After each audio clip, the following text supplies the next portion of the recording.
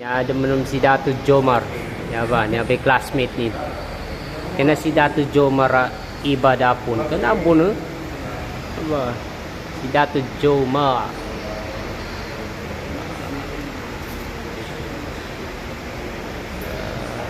Magkaiba sila ng pamamaraan sa pagsulat.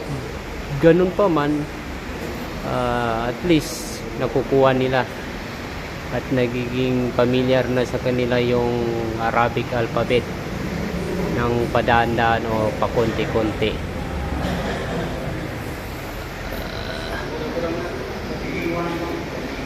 Bati ka ko na. Manaong ba? Ele ka ko na. Basya rin saan ba nakasibay mga tuldok ni? Sige. Manano may final kay pakorekta siya. Sige, ano sa tingin mo, brother? Anong mali sa kanyang sinulat? Mari mo bang ituwid? Sige.